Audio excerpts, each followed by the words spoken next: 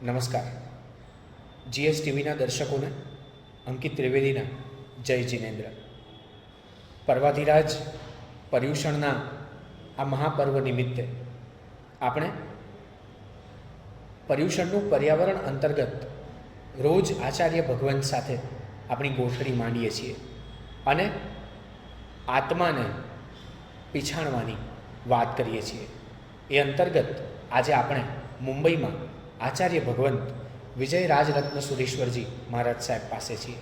સૌપ્રથમ મહારાજ સાહેબને વંદન કરીએ છીએ. મહારાજ સાહેબ, આપના વિશે ઘણું બધું સાંભળ્યું છે. જીએસટીવી જોતા અમારા દર્શકો વતી જીએસટીવી વતી આપને વંદન કરીએ છીએ. ત્યારે પર્યુષણના આ પર્વનું મહાત્મ્ય આપની વાણીમાં પ્રગટ કરો. જૈન દ્રષ્ટિએ પર્યુષણ આત્મસાધનાનું પર્વ છે. બહિર્મુક્તામાંથી અંતર્મુક્તામાં જવાનું, ભૌતિકતામાંથી આધ્યાત્મિકતામાં જવાનું આ મંગલમય પર્વ છે. પર્યુષણ શબ્દનો હાર્દય છે. પરી એટલે ચારે બાજુથી, ઉષના એટલે આત્મામાં વસવું. બે શબ્દનું કનેક્શન કરવામાં આવે એટલે એક શબ્દ તૈયાર થાય છે પર્યુષણ, જે એ અંગોને નિર્દેશ કરે છે. બાહ્ય ભાવો, પૈસો, પરિવાર, પ્રતિષ્ઠા, આ બધી બાબતોથી દૂર થઈને આત્મભાવો એટલે જ્ઞાન દર્શન ચારિત્રની સાધનામાં લીન થવું એ પર્યુષણ પર્વનો મૂળભૂત મહિમા છે.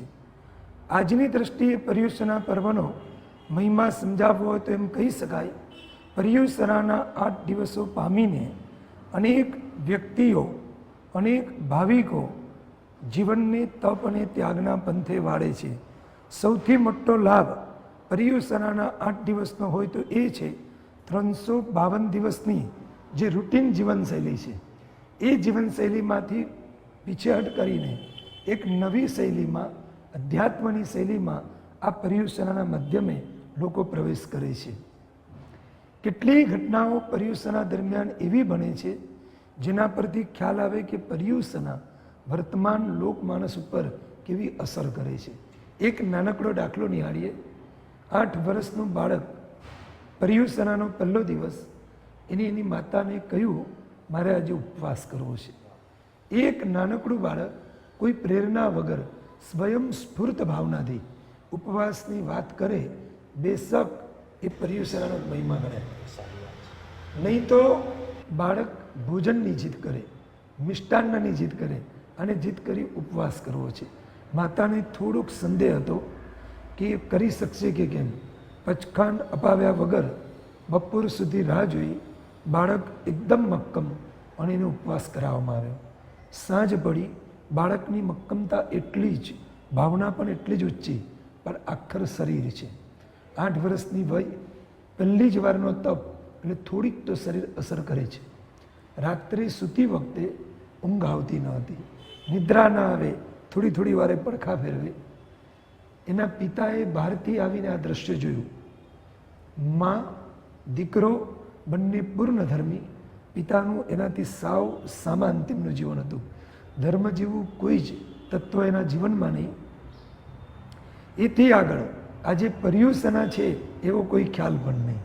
એને માતાને પૂછ્યું, દીકરો કેમ પડખા ફેરવે છે, તાવ આવે છે? માતાએ કહ્યું, ના, જીદ કરીને ઉપવાસ કર્યો છે અને એટલે ઊંઘ આવતી નથી, બસ આટલું જ કારણ છે. પિતામાં ધર્મ ન હતો. એને જઈને બાળકને ઓફર કરી, ઉપવાસ છોડી દે, પાણી વાપરી લે, અત્યારથી આ બધું કરવાનું નહીં. બાળકે મક્કમતાથી જવાબ આપ્યો, કાંઈ પણ થઈ જાય તો પણ ઉપવાસ તૂટશે નહીં, મારે ઉપવાસ કરવો જ છે. આખો દિવસ ગયો છે, હવે તો બહુ થોડો ટાઈમ છે. પિતા પ્રભાવિત થયો. એને થયું કે જે સંસ્કાર, જે શ્રદ્ધા મારામાં નથી એ આનામાં છે. આગળ વધ્યા. વહેલી સવાર પડી, સમય પારનું થયું. પિતા એની મક્કમતાથી ખુશ થઈને છેલ્લા એમ કહે છે, પહેલો ઉપવાસ જીવનમાં તે કર્યો છે, જે જોઈએ માંગ, આજે હું આપીશ. બાળક આશ્ચર્યથી પિતાને પૂછે છે, શ્યોર, તમે આપશો જ કે નહીં આપો? એને કીધું, કોઈ શંકા નહીં, પહેલો ઉપવાસ, ખુશી છે અને જે માંગે છે આપીશ. એને ધીમે રહીને કહ્યું, જો આપવાના છો તો એક વસ્તુ આપો, તમે દારૂ પીવો છો એ છોડી દો. પિતા આઘાતમગ્ન થઈ ગયા. હું દારૂ પીવું છું એ વાત બાળક જાણે છે. આજ સુધીને એવો ખ્યાલ હતો કે મારી કોઈ પણ બધી એ માત્ર મારા સુધી છે, કોઈ જાણતું નથી. એને પહેલાં વાત ટાળી કે આ ખોટી વાત છે, કોકે તને ભરમાવે છે. બાળકે વાત પકડી રાખી, શ્યોર છે આ વાત. મમ્મી ક્યારેક ક્યારેક રડે છે અને એ કહે છે કે પિતા ખોટા રસ્તે છે. બસ પર્યુષણા નિમિત્તે તમે મને આ આપશો, આનાથી મોટી ભેટ બીજી ન હોઈ શકે. પિતાના મનમાં એક મંથન ચાલ્યું. પર્યુષણાના નિમિત્તે બાળક ઉપવાસ કરે, ઓફર કરવા છતાં મક્કમતા રાખે અને હું પર્યુષણાના દિવસે પણ ભટકું, ક્યાં મારું જીવન ક્યાં એનું જીવન. એને નક્કી કર્યું, દીકરાને પ્રોમિસ કર્યું, આજથી દારૂ બંધ અને હવેના 8મા દિવસે બે સાથે ઉપવાસ કરશું. આ પર્યુષણાનો મહિમા છે. લોકમાનસમાં પર્યુષણા એટલે જૈન સંઘનું સર્વોત્તમ પર્વ. 352 દિવસ જે ન કરાતું હોય એ આરાધનાનું કર્તવ્ય આ દિવસોમાં થતું હોય છે. કેટલાયના જીવન પરિવર્તન, કેટલાયના વિચાર પરિવર્તન, કેટલાયના સ્વભાવ પરિવર્તન. નાનકડી બીજી એક વાત યાદ કરીએ. ગઈકાલે આ જ પાર્લા સંઘમાં અમારું પ્રવચન હતું પર્યુષણાનો પ્રાણ ક્ષમાપના.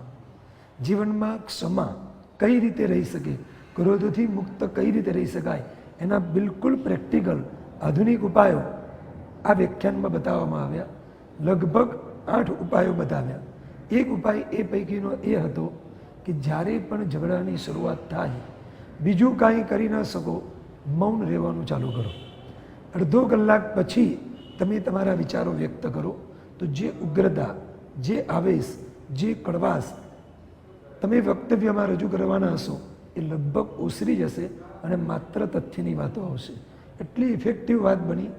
પ્રવચન પછી 2 યુવાનો આવ્યા. એને કહ્યું કે મહારાજ સાહેબ, આપ જે ઉપાયો બતાવી રહ્યા છો એ અમારા જીવનને અત્યારે જ સ્વર્ગ જેવું બનાવી શકે એમ છે. પર્યુષણા આ રીતે લોકમાનસમાં સ્વભાવ પરિવર્તનથી માંડીને જીવન પરિવર્તન સુધીના કાર્યો કરે છે. અને એટલે અમે કહીએ છીએ પર્યુષણાનો મહિમા શ્રેષ્ઠ છે. બહુ મોટી વાત કરી મહારાજ સાહેબે. બાળકની વાતથી શરૂ કરી અને છેક મોટા વડીલો સુધી આપણને સૌને લઈ આવ્યા. સાહેબને પૂછવાનું મન થાય કે સાહેબ, તપ અને ઉંમરને કોઈ લેવા દેવા ખરા? બરાબર, બહુ સરસ પ્રશ્ન પૂછ્યો. કારણ કે પર્યુષણાનું કનેક્શન સૌથી વધારે હોય તો તપ સાથે છે અને એટલે આ પ્રશ્ન જાગવો સ્વાભાવિક છે. અમારી સમજણ એ છે તપનું કનેક્શન સમજણ અને શક્તિ સાથે છે, ઉંમર સાથે નથી. સમજણ મતલબ કે તપ શાના માટે કરવો છે એ એક પ્રકારની વિચારધારા વ્યક્તિમાં કેળવાયેલી હોય અને પછી એ તપ કરે તો એ તપનું પરિણામ એના જીવનમાં આત્મકલ્યાણ રૂપે આવે.